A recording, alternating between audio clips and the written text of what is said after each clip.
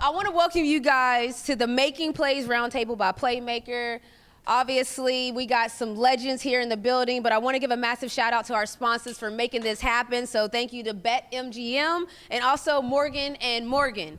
All right, yeah, okay, yes, okay. We're athletes, we like this type of energy. So first, let me introduce myself. I'm Renee Montgomery, co-owner, this is interactive chat too. So I'm Renee Montgomery. I'm a co-owner and vice president of the Atlanta Dream. Played 11 years in the WNBA. Won a couple of championships along the way. But I digress. It's not about me. I'm here with the young bull, Yukon icon, and social media force, Nika Muhl. Give her.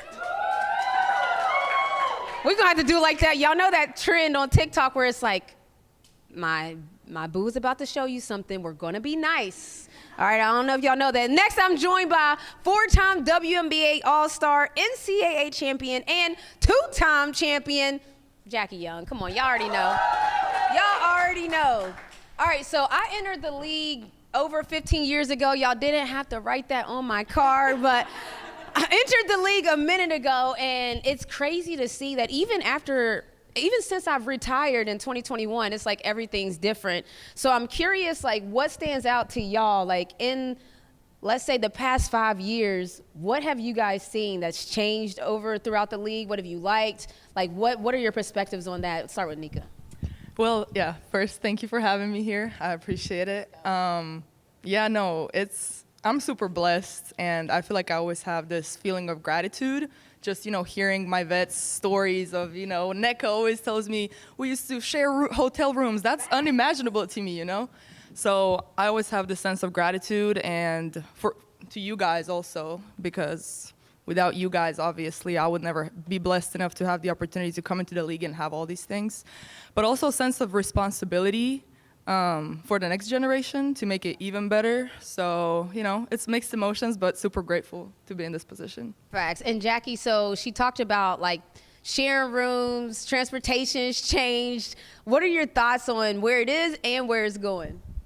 Yeah, she's making me sound old. Exactly. Don't do that. Because you shared a room, right? Yeah, I did share a room. Yeah, I was roommates with Asia, actually. So my first few years in the league, we had to share a room. We flew commercial, so we'd just be in the airport with everybody, be there like 2 hours early, just chilling, But now I'm happy to see things have gotten better, for sure. Just the travel on our bodies too, being able to charter and being able to leave right after the game so that we can get the rest that we need.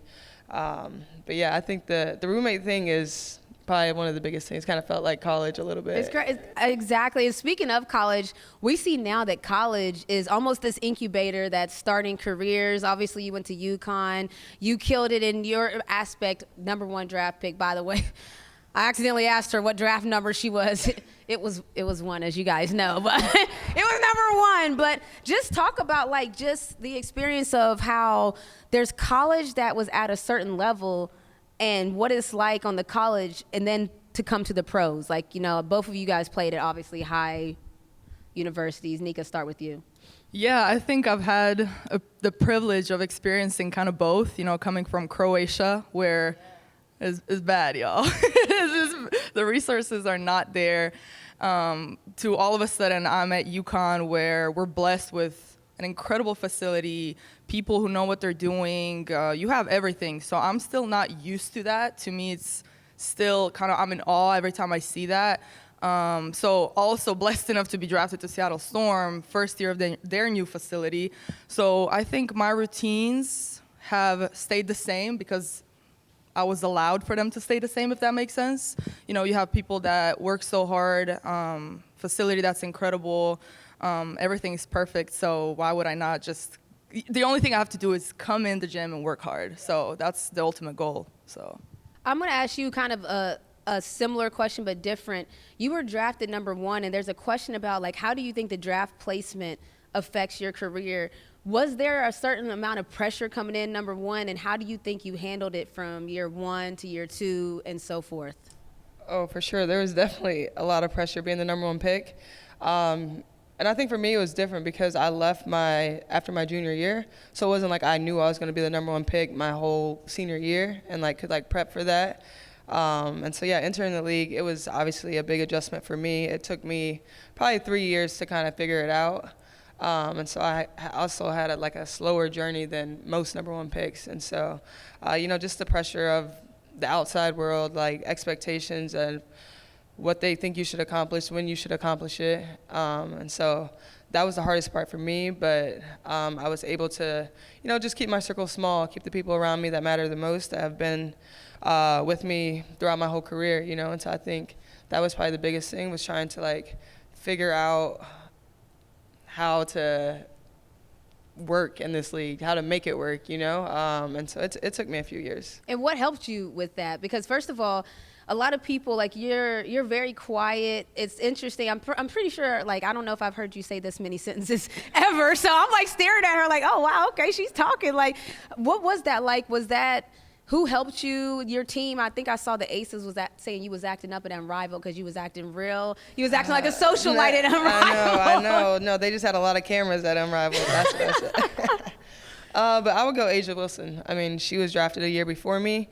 She was the number one pick, obviously, and so she kind of just took me under her wing whenever I got drafted, and kind of just showed me the ways, and has been there for me throughout my whole career. We've played together for 7 years now, and so just having her by my side, she kind of obviously went through it, and so she helped me along the way. So shout out to her. Shout out to her. And the same question for you. You were picked 13, you said, right? What pick was Nika?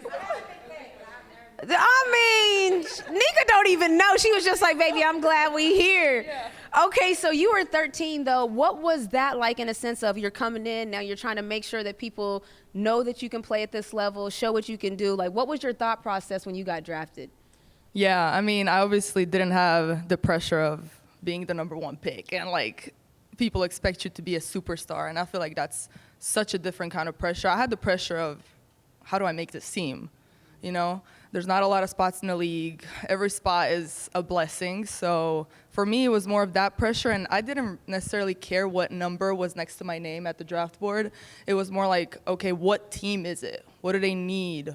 What's my role? You have Skylar, you have Nika, you have all these amazing players. How do I make an impact with all those legends, So that was the point of emphasis for me coming in the league.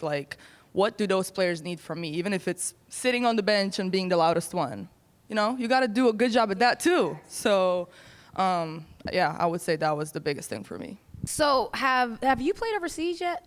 Yeah, I have. I played in Turkey, Israel, and then Australia. So what is that like now? Because when I played every year, so I played 11 years pro, I played 10 years overseas because that cycle. But now you don't have to go overseas because there's Unrivaled, there's Athletes Unlimited, there's different things. So first of all, what was your experiences like playing overseas? Because I don't think a lot of people really understand. I call it a bid. I do a 6-year bid, which if you guys understand, if you know, you know. But what was it like for you playing overseas? Yeah, I mean, it was tough. I started, I guess, in Turkey, and so just the language barrier, just the culture differences, the time change, kind of just being there by yourself. It's pretty difficult, and then also the food too. I'm a picky eater, so I had to adjust to that. So just a lot of adjustments, and then just being away from your family and missing holidays, because you're over there for 5, 6 months. Yeah, 5, 6 months. So you're missing Christmas and Thanksgiving and all the holidays. So I think that was probably the hardest part, is just missing out on that. But I did love playing in Australia. I was in Perth. The beach was right there. You was practicing 3 days a week? No, we practiced a lot. Oh, for real? Yeah, it was long practices, actually. We had long practices. That's why y'all probably won then. We got beat in the finals. Oh, no. Yeah, I enjoyed Australia. And I thought Australia is what really helped me to take my game to the next level. I thought they did a great job over there of really focusing on the basketball side of things, but also the fitness side. And so that was just, I love that side, and I think that's what really helped me to be able to lock in to take my game to the next level. Got you. And so it's kind of the reverse for you, because when we talk about going overseas, that means to go to Europe. But you're actually here. This is my overseas. This is your overseas. Yeah. And so I'm curious, what is that like for you? Because it's the reverse now when you're here. I mean, honestly, I love it here. I'm very European, so I'm like, my Croatian mentality has never left me. Even though, my language got better and I got accommodated into the culture a little bit more here. But I always love playing overseas. That's always been my kind of main goal, main dream, to play EuroLeague basketball. Unfortunately, I have a 2.5 quarter experience playing overseas, but I'm excited for next year, and I'll be playing in Hungary, so I'm just excited to get back overseas. Dang, no, I mean, you're excited to get back on the court, essentially. An update health report, how you're doing. You have no idea how many people have asked that when I asked, what questions did I ask you guys? So how are you doing? Thank you for asking. I'm good. I'm at like an 8.5 month mark, which is, now it's the fun part. I get to be on the court. Soon I'll be able to do contact, and there's bumps in the road, but overall, such an incredible experience that I would never learn this much about myself if I didn't go through this. So I'm grateful for it. No, that's dope. And you're talking about on the court. You are a 2-time Olympic medalist, which, first of all, unreal. What is that experience like when you go from, you're the number 1 pick, but there's a lot of number 1 picks that don't make it to the Olympic Games? Like, what was your thought on first trying out, knowing that that's probably, I would say that's the hardest 12-man roster, I think, to make the USA women's national basketball team. I would argue that that's the hardest roster to make when you look at the best of the best players in the world. I tried my whole career to make it and didn't make it. So what is it like the first time you made it, and then now coming back, you've already been 2-time Olympian? Yeah, my first time was a different experience. So I actually didn't make the 3-on-3 team at first. And so then I was on vacation, got a call the last day. Yeah, and somebody had tested positive for COVID. And so then I had to fly from Florida to Vegas to start the testing protocol.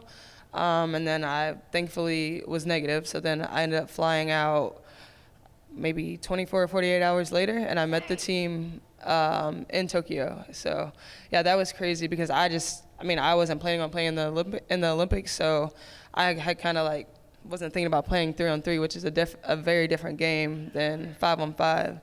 And so I was just thankful for my teammates that kind of helped me along the way, helped me get caught up to speed, because it's a fast-paced game, and if you aren't on it, then you can easily be exposed. Were you in shape enough to, did you have to play yourself back into shape, or were you training at that point? Or? I give myself a rule. I'm only on vacation about 3-4 days, maybe. Okay, so, yeah. We can tell. We can tell by the abs and the arms. We can tell. Yeah, but we played outside, so it was hot, so I had to get used to that, playing in the heat, and then obviously just burning off some rust for a couple of days of not doing anything, But to go to my 5-on-5 experience, that is something that, it's honestly a dream come true, and it is, I believe it's the hardest team to make. It's the best of the best, and that had been a dream of mine since I was a little girl, and so I just was like, if I get in this gym every day and I work hard and I don't give them a reason to leave me off the team, At first it was I couldn't shoot. And so I always banked on my defense. And whenever it comes to USA, everybody can score the ball. So you have to do other things that stick out. And for me, I was just like, I'm going to pride myself on the defensive end. And I was able to do that. And I think that's why I made the team. Dang, that's dope. I didn't know all of that, but that really is fire. And so you were on 3x3. How do you think that helps you with Unrivaled then? Because I'm not going to lie, obviously you guys know I cover Unrivaled in studio. That first week, it looked like people needed oxygen. That first week, baby, it looked like, people don't realize that when you go from 5-on-5 to 3-on-3, it's a different level of conditioning because there's less people in the court, more space that you have to cover. So what was did that help you basically in your transition to Unrivaled? Yeah, I had played obviously in the Olympics, and then I think it was maybe a couple off seasons ago we would play 3-on-3 during workouts. So I was kind of caught up to speed. So I was excited whenever I heard that we were going to get a new league, a 3-on-3 league. But yeah, the first couple weeks you could tell people had to get caught up to speed. but it's 3-on-3, so you're in like every action. You can't really rest. So like if you're not in shape, you're gonna be exposed. So people just had to play themselves into shape. But you could see after the first few weeks that the pace was a lot faster and people were in better shape. No, I think so. I think that, first of all, 3-on-3 is usually a half-court game, if y'all don't know. So for Unrivaled to make 3-on-3 a full-court game is a different type of experience. But I know you went to Yukon, so them preseason workouts, I was saying on air a lot. I said on air a lot for Unrivaled that the energy that those games had felt like preseason workouts where it's just the gym. You see people making great plays. Can you just, like, for people that don't, for people that don't know how crazy preseason workouts are at Yukon especially, like, how can you give them a picture of what we dealt with, man? It's trauma. It's trauma. No, I mean, oh my God, that's a different beast. I'm not gonna lie. Especially my freshman year. You know, throughout my career, we had a lot of injuries. So, you know, the coaching staff and everybody had to, you know, not go super, they still did, don't get me wrong. But my freshman year was a different beast, especially coming from a place where we did not practice like that, like at all. But, yeah, I feel like you have to be a little insane to go through that. You have to delusion yourself into, you know, being a little crazy. But it ultimately shapes your work ethic, and I think that's why I'm able to, you know, even make the team this year in Seattle, just because of that work ethic that I shaped through those practices. So I'm grateful for it. Don't get me wrong. There were days where I was ready to transfer or go home, go overseas. I was ready, but ultimately, I see why. I see it. So what did you see then from that first, like, coming from college to pro? What stood out to you as, like, the biggest jump or the biggest change or the biggest difference, like, in the actual game? Like, I had asked AZ that same question, and she said it was the physicality. Like, and she was just sitting there watching the game, and she's like, yeah, I can tell that this is going to be way more physical. So what did you notice, like, from the differences? Absolutely. I feel like everybody was just bumping me around in practice. Like, I couldn't, like, Skylar, you can't move her. You can't, Neka's elbows, it's just so many little things. Personally, for me, I love physical game. I love to be physical, so I wouldn't say that was necessarily the biggest adjustment. It was hard, don't get me wrong. For me, it was the jump from getting 40 minutes a game in college to suddenly figuring out, okay, how do I stay ready? You have to shift your perspective. You're not playing a lot. So that, for me personally, was the biggest adjustment, college to pro. But, you know, it's a learning experience. You got to shift your perspective. And what about losing? Losing? Like, for me, I was God. So for me, that was honestly one of the hardest things for me. I was coming in on a high horse. Like, our college team went undefeated that year. So my senior year, we were undefeated. So I was feeling good. And then I get into the WNBA. We lost like 3 games first week. I'm like, I know, yeah. Like, baby, it's real. What's going on? So that's for me. Real. I mean, probably you too. I mean, because when you go to college, when you're in college, you got to remember, like, you might play one team that has an All-American. If they have 2 All-Americans, you know they nice.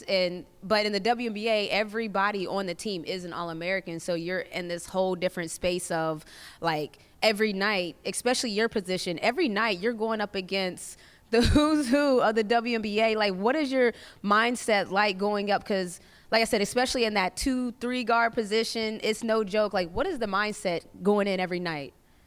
Yeah, I think you have to be locked in every single night or you're going to get exposed, you know? Like, and then for me, I'm playing both sides of the ball, you know? So I'm guarding the best guard on the other team, and then they're also expecting me to produce on the offensive end. Yep.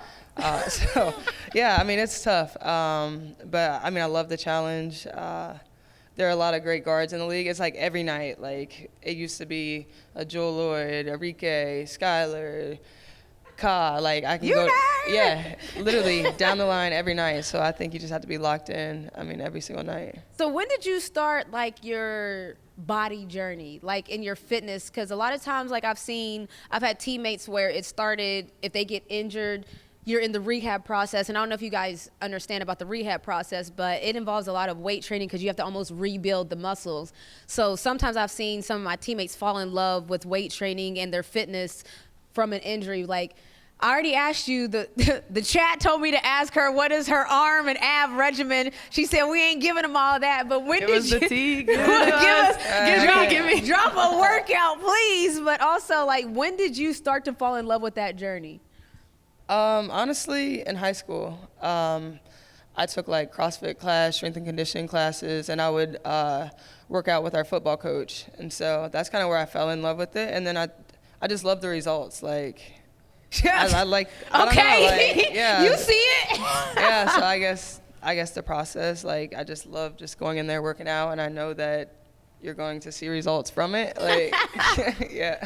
I gotta ask, you be seeing the comments, don't you, Jackie? I know you be seeing it. They love crop top. They love crop top. They do. Jack. All right, and so you're in that process now, though, of you're living in the weight room. You're on the court now, which congratulations. Like she said, she's at 8.5 months. I told her it's almost a baby. All right, she's almost outside with it. But how was that journey of just you know how they say, like, you have to do the work in the dark and it's going to show in the light? That's almost like what rehab is. So what has that journey been like for you?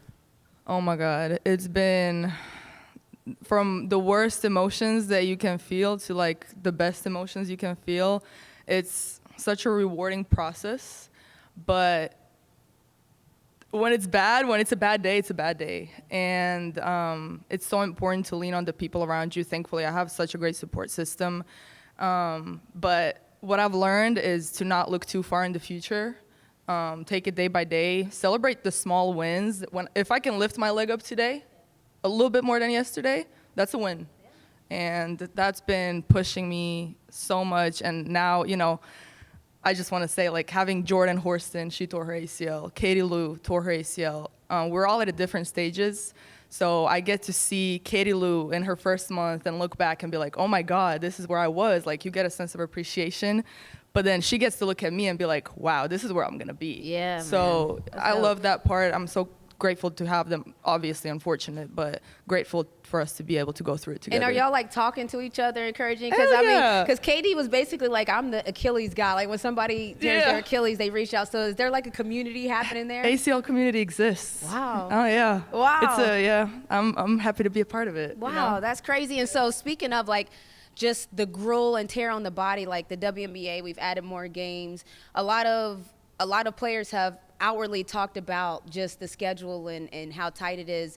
What are some ways, like, I don't know if you guys have any thoughts on it, but what are some ways that you think would help in the sense of, because now it's already flying private. It's like, what are ways, because the back-to-backs are going to have to be there. Is it extending the season? Is it extending All-Star? Because I know that the NBA players have talked a lot about, like, make All-Star break a 1 week so that when you come back from All-Star, I don't know if you guys know, but the players are a little tired when they come back from All-Star, because it's not even just the partying, though. It's like, I was an All-Star. You have your WNBA appearances where it's like WNBA cares. You also are signed to different brands. They want you to pull up. There's activations like we're here at this activation and they're here, also had practice. So, like, what are some suggestions either for All-Star and or seasons that would elevate and help, if you have any?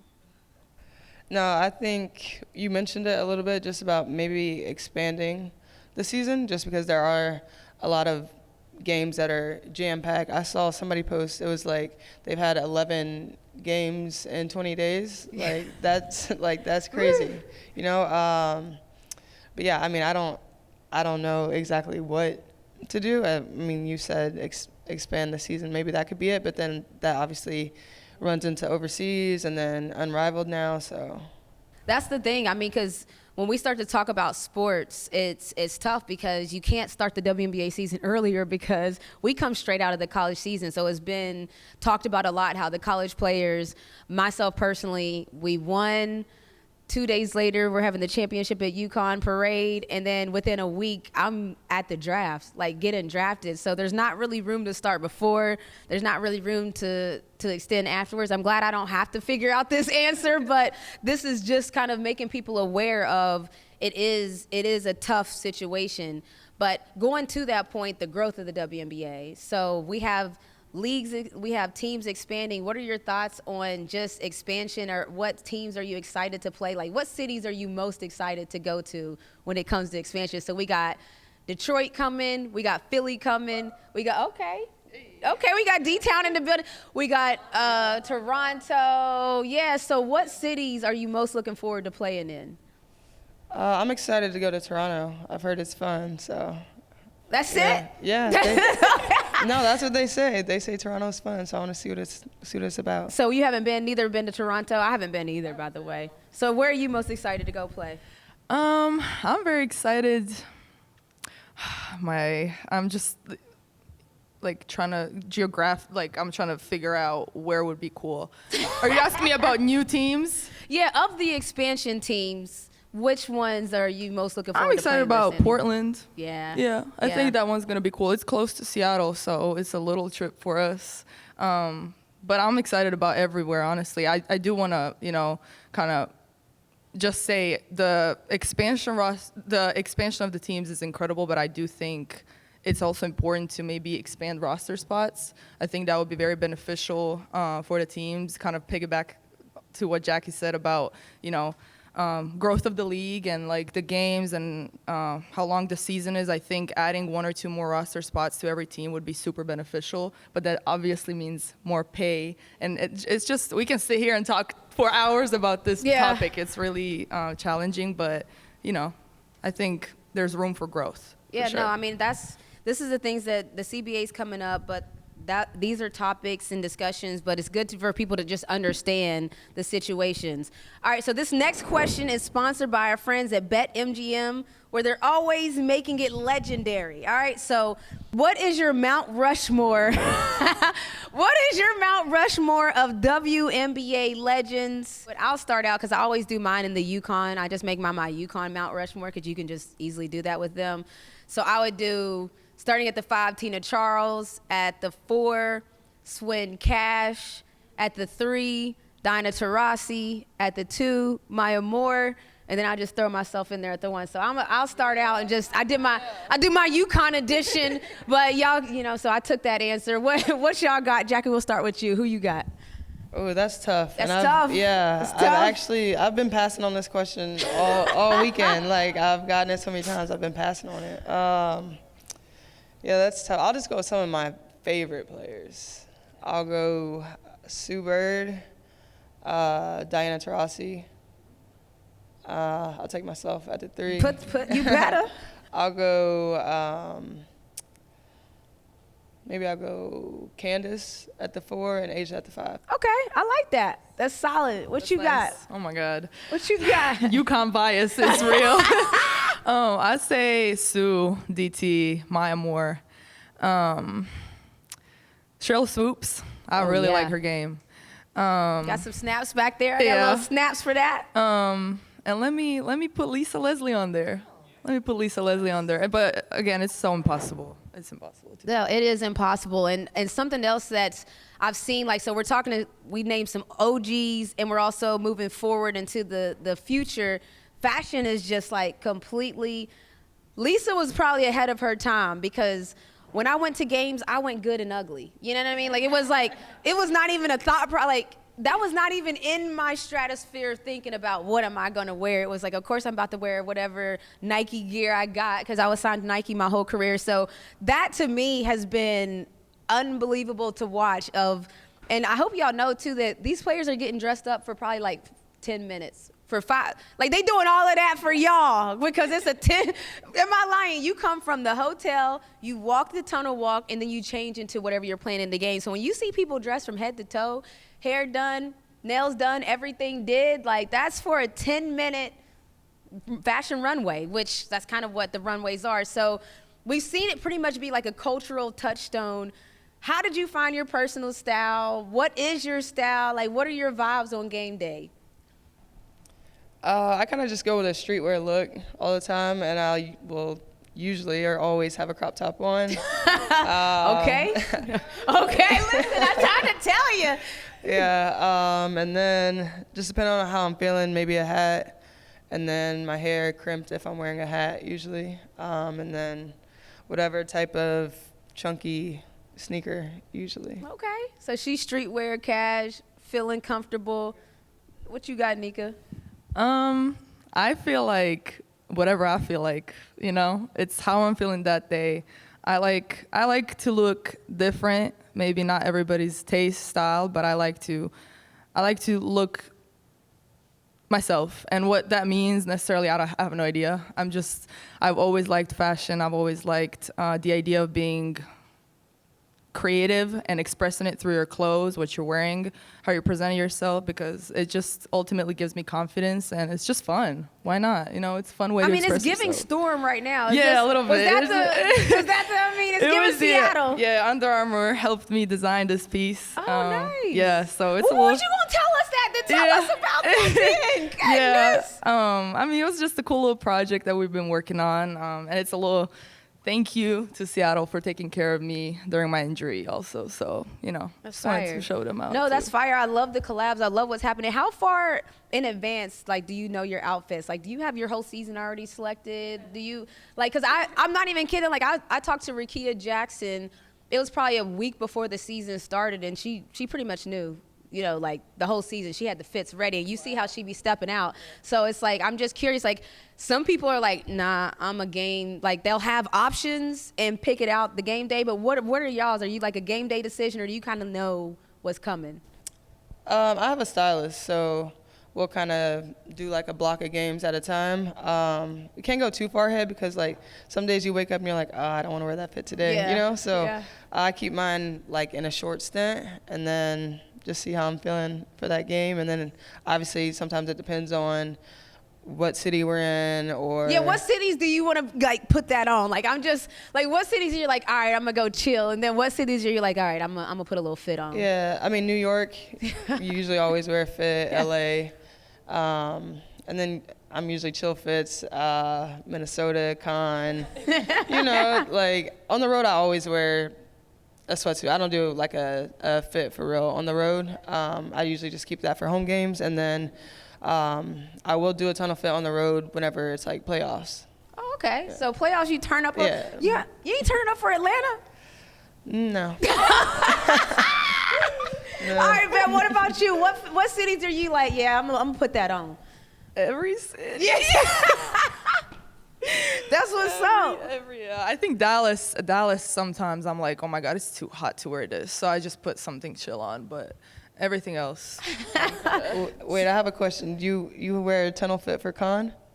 For Connecticut? Yeah. They say in Connecticut because it's at Mohegan. Okay, but you stay in. You don't even walk outside. I like their garage. Yeah, like it's like a nice. In the Yeah. No, because Mohegan Sun, that's a valid question, Yeah, though. but- Like, I played in Connecticut, but when I played against Connecticut, Mohegan, you go from the hotel downstairs to the actual court. So that tells you the real ones that's really about that dressing life. If you dressing in Connecticut, that means, like, you really about that I mean, life. it's kind of like, I went to college there, so you know. Yeah, Oh, so you have to true. put it on. Yeah, otherwise I get I'll it. wear it. I get it. I'm kidding. You know, that's a good point. So who do y'all think some of the steppers are in the W? Like 3 people that pop into your mind of, like, they dressing night on night, night in and night out, they're dressing. Who pops in your mind?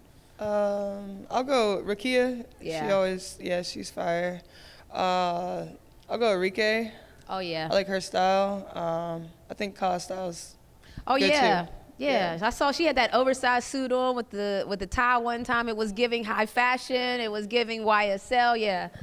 What about you? For me, Skylar and Nick are always kind of in the top for me.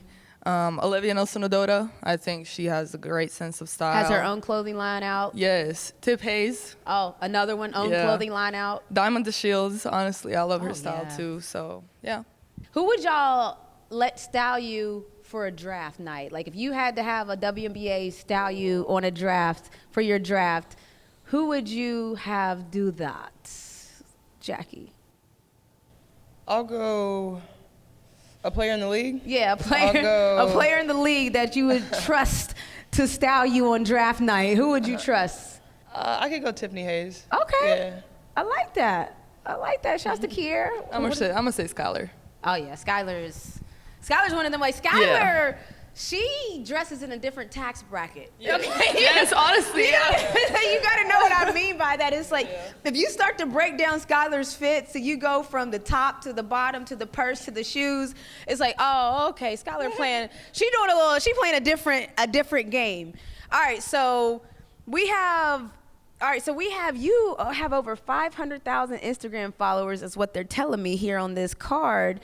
And you have a strong digital brand. So how do you kind of navigate, like, because it was, again, I'm gonna show y'all the then and now, because when I played, it was almost like people could look at things as distractions. Like when I played, it was like, if you were doing too much, they might think you're doing too much, and they might think that you're not focused, but that is out of the water now. So how are you balancing that world of on the court and also getting to it off the court?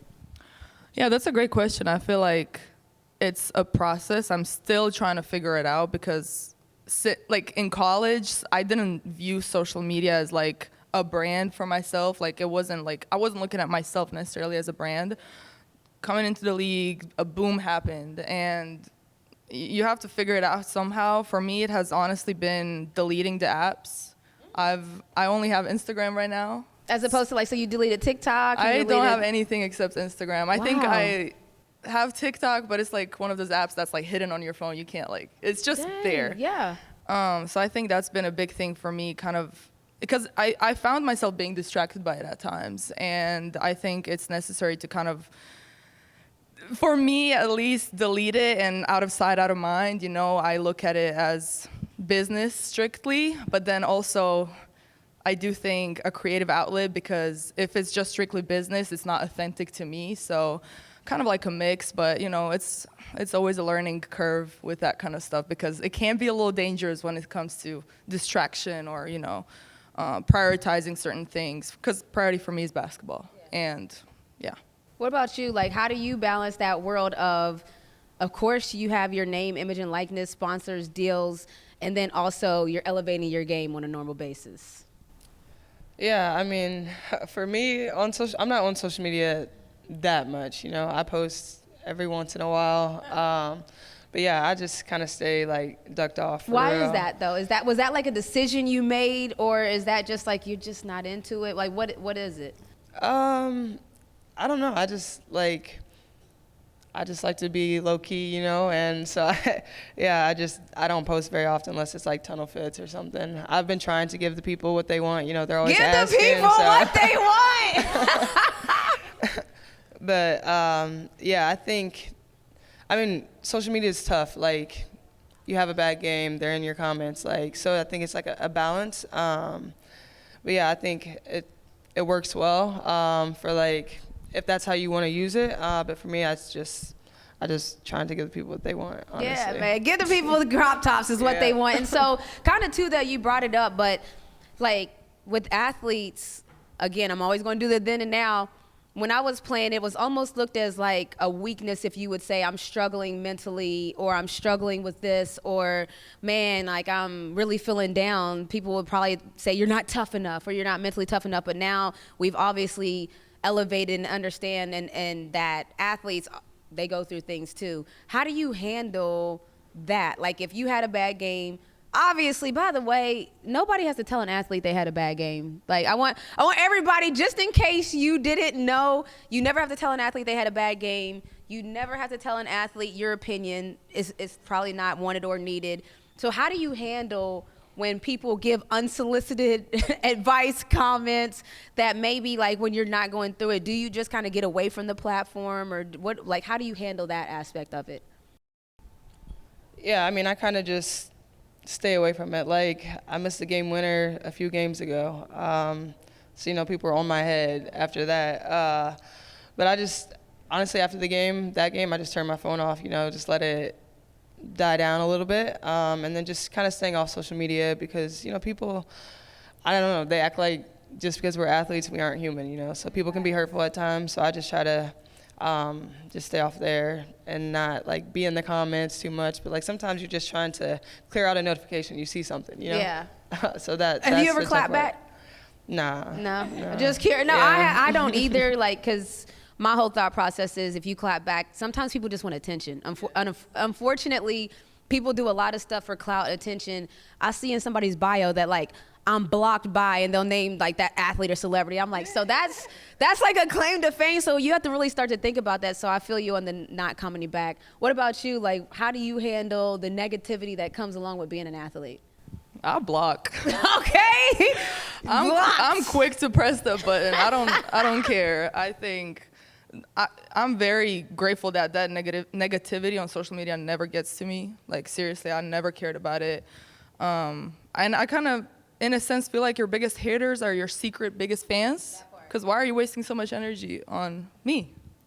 I like that. Okay. Yeah. So if you hate me, you really love me. Say that then. Just say that. If you love me, just say that. All right. All right. So this next question is sponsored by our friends at Morgan and Morgan, who are always for the people. All right. So NIL has become a huge part of college ball. Nika, you were blessed to be a part of like that huge boom. You missed it, didn't you? Yeah, we missed it. Okay, we're not salty. We happy for you. I missed it too, y'all. Oh, you missed it too? I'm international. I can't do nothing. Oh, no. So, yeah, we're in the same boat. Okay, so this is tough, too, because I don't know if people know. I did know that, like, international players, I still don't understand why, but international players can't sign NIL sponsorship deals, right? You couldn't do that until the pros. Yeah, no, I couldn't do it. They require a work visa for that kind of stuff.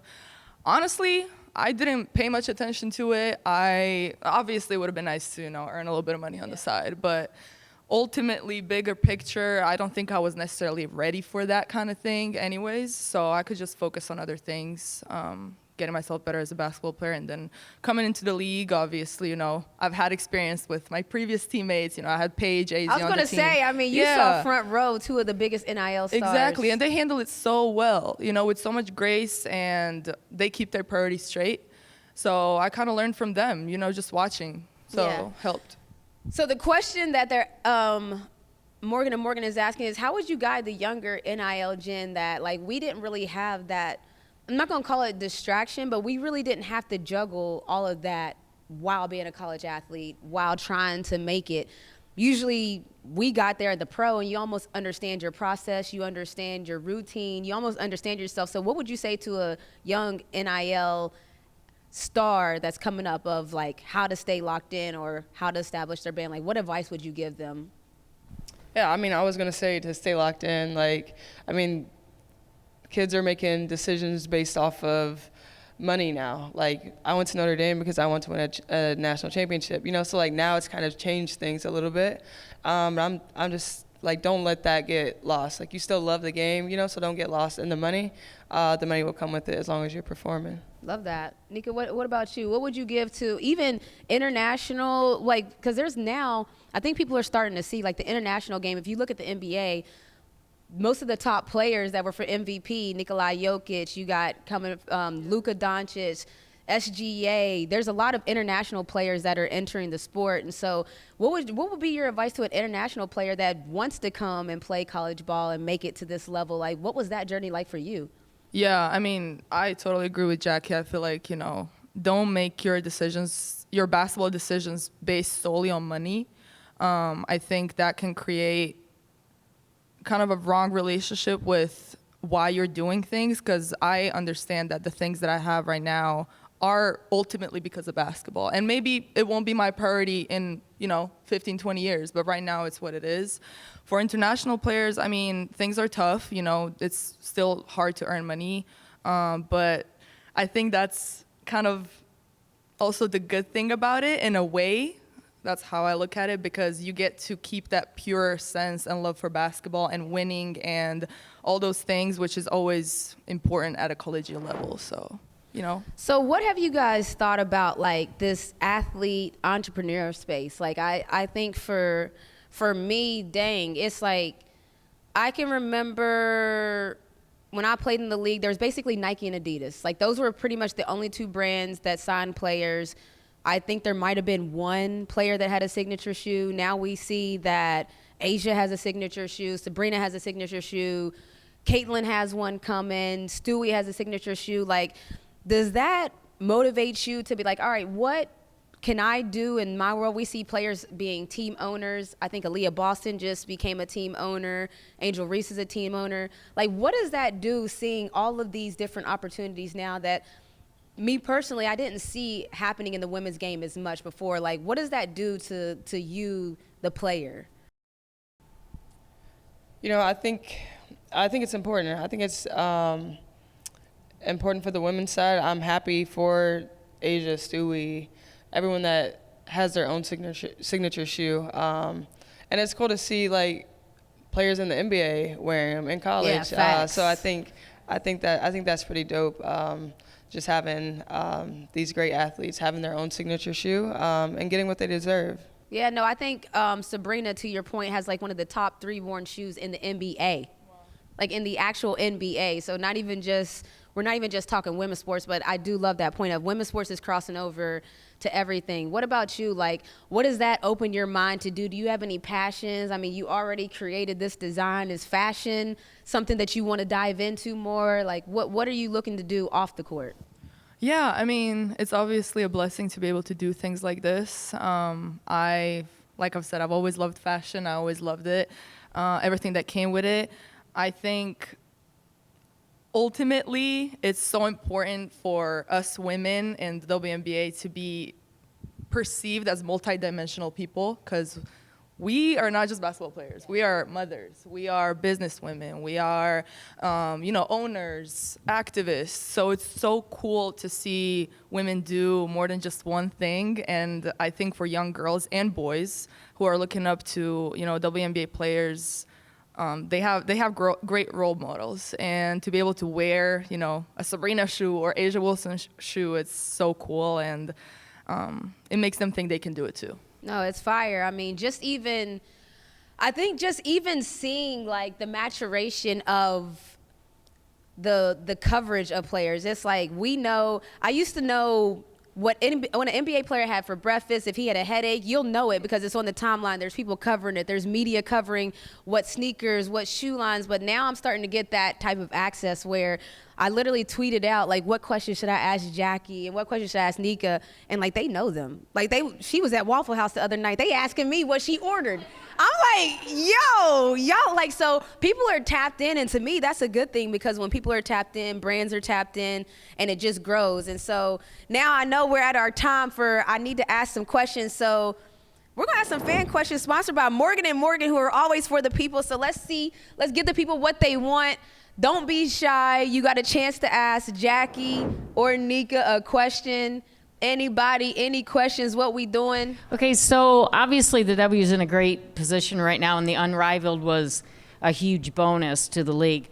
But it seems like this year there are so many injuries. Do you feel like that could be related to coming straight from Unrivaled right into the WNBA season? I'm not sure, honestly. But you have to think if people weren't doing Unrivaled, they would be playing overseas too. And so, unfortunately, injuries are a part of the game. And then obviously the WNBA schedule is very jam-packed, so not a lot of recovery time. I don't know if it's necessarily Unrivaled because we used to have to go overseas to make good money. Does it seem like there's a lot more injuries this year? I don't know. I mean, I'm a hop in. It's tough because every year there's going to be injuries. I think because I've heard the same thing about the NBA. Like, there's been Achilles. Like, if you're wearing number 0 in the NBA, it's like, be careful. Be careful, because there was 3 players that wore number 0 that tore their Achilles. And so it's so hard with injuries, you guys, because you could do the same thing every single day, and then just one day you land wrong or one movement. So it's so tough to kind of pinpoint injuries. But to that point, I do think that we need more research when it comes to women's bodies and injuries. Like, we know a lot of things, and a lot of the technology shoes that we wear, everything is kind of based off of male metrics. And so I think something that I'm not sure if it will help the number of injuries, but it would be interesting to see, women, our bodies change once a month. What happens during that time period that our bodies change that, you're susceptible to injury? So I'm curious more so of things like that, but I don't know if there's more injuries this year. I don't know. But thank you for your question. That's awesome. Great question. Anybody else? Oh yeah, come on with it. Hey girls, thank you for your time. So there are so many young people who model their games after all 3 of you. Are there any former players or older current players that you modeled your game after when you were coming up? I like that. That's a good one. Get us popping, Jackie. Yeah. Get us popping. Candace Parker was my favorite player growing up. I wouldn't say our games are similar, I guess, but I just appreciated her work ethic and her as a person. And then LeBron was my favorite player. I don't know if my game is necessarily. Oh, big, strong self. Yeah, like, maybe. Yeah, but I don't know if there's anyone that my game is like, unless you guys have. Okay, that's a good Unless you throwback. guys Who have does anything, Jackie's game resemble? Who does Jackie's game resemble? Let's see. I mean, strong, can finish at the basket. Now, too, you got a 3. You know, I'm going to give you, this is not an older player, but maybe an Angel McCoughtry, because she was a great defensive player. She was a scoring champion a couple of times, but you know she goes downhill. She can knock down the 3, but you don't want her to, I don't know. I mean, I don't know. That's tough, because it's hard, too, with players, because everybody has their own little thing. But what about you? Who did you model your game after? Well, growing up, I didn't really have access to WNBA like games or anything. The only thing I could watch was Brittany Griner highlights on YouTube. No, really? Yeah, I wouldn't say it. My game is very similar to hers. But honestly, I wanted to play like her always. I imagined myself dunking and, playing the 5. I'm just stuck in a... I wish that could happen for you. I don't know if it's going to happen, Nika. Maybe one day. Maybe. One day. Yeah. Hey guys, first of all, Renee, you're doing an incredible job hosting. I work for Playmaker. I think you guys are all incredible. Nika, Jackie, great job. So I have a question. I saw, Jackie, that you work with Skechers now, and Nika, Under Armour, obviously. So I was curious from, obviously from shoe deals and beyond, how do you approach your partnerships? Is it something you're reaching out to brands that you're fans of personally, or is it more of your representation coming to you, or a mix of those? So just curious how you approach those deals and what you look for in a partner. Yeah, I think for me, it was kind of a mixture of both. I had, I guess, a few options, but ultimately I chose Skechers just because of what they stand for, who they are, and also they're just getting into the basketball space again. So I'm excited for that, and being locked in with them. Like right now it's Rakia and Kiki, so we're the only 3 athletes in the W. So I'm excited about that. And then also, I think it's pretty cool that it's 3 black women representing Skechers too. Is there going to be a shoe coming, a Jackie shoe? Hey, I hope so. But Come on, Skechers, listen. Come on. We'll see. Thank you for the question. I think Under Armour, for me, it was really the people. I wanted to align with the values of the brand. I think relationships inside the brand, who works, the people that are there is super, super important for me. And obviously they let me express myself creatively, which has been a dream of mine always. And just when it comes to like social work and the things that I want to get into in the near future, helping a lot of communities back home, which they're super open to, and I'm just very grateful to be working with maybe a smaller brand in the sports world, but super big for me. And yeah.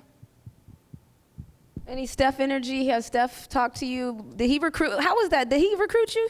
No, he didn't. No, I mean he's Curry brand. I'm like with Under Armour. Okay. But yeah, I wear Curry's. And Okay, practice. nice. They're my favorite shoes, basketball shoes. We know he is definitely a fan of women's basketball, so I always like to shout out the guys that's doing the things. Any other questions? Okay. The question was, what is that Waffle House order, Jackie? Yeah, I get a waffle. Well, depends. Maybe a chocolate chip waffle, depends on the day. Scrambled eggs with cheese. This will probably throw you off. Grits, but with sugar. So you guys gotta try that. Sugar in your grits. You gotta try it. Oh, that's a real discussion. So I'm gonna ask real quick, if there's no other questions. Pregame meal. What is do you have a normal pregame meal you go to? Do you like to switch it up?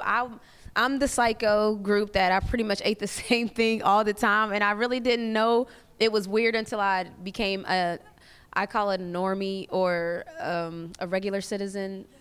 I don't know what we're gonna call it once, a post-athlete, but it was I was one of the players that I had to gain weight And so I had to eat like 4 meals a day and certain things, and it almost felt like it was a chore. So now I'm getting into my foodie bag. Like, I never really explored food the way that I explore it now because I had to put on weight and I had to be very meticulous about it. But what's y'all's pregame like go-to? What was that same meal that you always ate? I ate pasta. Usually it was chicken Alfredo. I mean, it was like basic, but I would usually eat like protein, rice, veggies. Like, and it was just rinse, repeat. Usually that protein was chicken. Sometimes it was steak. But I didn't really notice how, like, I mean, that was just the cycle of my meals. It was like either a pasta with some type of protein or that same thing. And so now I'm realizing that there's like a whole world of food that I wasn't really engaging in. And so, yeah, what's y'all's pregame routine, like pregame food? Well, I was kind of the same way in college. Like, it was always the same, always the same, repetitive. Thank you. I'm bilingual. I have a bilingual wife, so it's like you get it. But right now, being injured and stuff, I've tapped into cooking a lot more. Okay. So I'm like over here trying out receipts, trying to copy some stuff that my parents do at home. It's impossible here in America with the ingredients and stuff. But just trying to like, diversify my food. It's been okay. I can see that definitely during rehab. What about you? Yeah, I kind of stick to the same things, especially on game day. In the mornings, I have my smoothie like on my way to shoot around. Then after I have You don't eat before? No, just a smoothie. Just a smoothie? Yeah, just a smoothie. And you that strong? Yeah, just a smoothie. God. Yeah. And then a juice after. Then I have my pregame meal. And then usually before the game, I always have a banana. If I'm too hungry, I'll have a half of like peanut butter and jelly. But like usually banana, applesauce. I keep it light on game days. And yeah. After, do you like eat heavy after either? No, because like right after I can't eat. Like Yeah, you have to wait. eat, Yeah, you have to wait yeah. a little bit, and then it's still nothing too crazy, honestly. Dang, yeah. So I mean, like, I'm serious. If like you guys like that, what are we gonna have for dinner? Type of. That's not really a converse. Like, that was never a part of the conversation for me because it was like we kind of know what we're having for dinner. So now that I've become a regular citizen and joined this whole world, it's like every day we gotta do this. Like. And pick out what we're gonna eat. Any other questions, you guys? Okay, come on. Yes, don't be shy. Come on, Corvette. Oh, but yeah. Oh, okay. My question is, what are your interests or business plans after the W? Ooh, I like this. They like, don't retire me yet. What's Right, I know. We're still young. I think for me, it's just kind of giving back to my community. I was able to go back home. I'm from Indiana, so I was able to go back home yesterday and Skechers. We were able to give some shoes to the high school and middle school girls basketball teams. So just being able to give back to my community is what I want to do. We just opened up the Y back home in Princeton, and so just having more opportunities than what I had growing up. And so I think just making it out from where I came from and just being able to go back and give back is super important to me. I would say the same thing. I haven't thought that much about it, to be honest. I'm just kind of starting, so I'm like, I'm aware that I'm gonna have to start thinking about it because obviously, you want to look at how you're saving your money and investing and all those things in the long. You want longevity, but for sure, giving back to the community. I would love to, get into fashion in different ways, tap into that more, maybe have my own brand one day, who knows. But ultimately, I just want a peaceful life somewhere on an island. Okay. Just my little house, some cows and sheep. That's how I imagine my life after basketball. So, yeah. That's what's up. Any other questions? Come on, Corvette. Come on. She got the little panties out. Okay. Okay. I'm going to go back to the pregame ritual. Is there a song or an artist that hypes you up, gets you locked in before a game that you always listen to? I listen to Blast probably every day, honestly. So game days, today, every day. Blast, he's a West Coast artist, so obviously I've been in Vegas for a while, so I listen to a lot of West Coast music. That's what's up. I gotta check Blast out. Yeah. What's Blast what's one of the biggest songs Blast got? Probably About You, Be Alone, Chosen. I've probably heard these songs, right? for sure. How does it go? Oh, I'm not gonna do that. Okay, no. Just check it out. What about you? For me, I usually before games have too much adrenaline. Like I can't listen to more adrenaline music. I have to I have to calm myself down. So I might pronounce her name wrong. Don't kill me, but Erykah Badu. I love listening to her. Did I pronounce it right? That's her. Yeah, okay. Yes. I always have trouble pronouncing her name, but she kind of calms me down, so I love it. No, that's fire. I listen to slow jams as well before the game. It's kind of like getting locked in, thinking about what I needed to do. But now Wiley would be my favorite artist, or Serena Grace. Easy answers. Anybody else? Oh, I heard a little. Oh, okay. Anybody else? Any other questions? Y'all did bring I appreciate y'all. Small but mighty is how I like to. Y'all brought good energies. Anything else? Playmaker, last call for alcohol. All right, y'all. I appreciate y'all. This is Jackie Young, Nika Muhl. Give her a hand. Give him a hand. Give him a hand. Let's go. Let's go. Let's go. Thank you. Yes, thank you.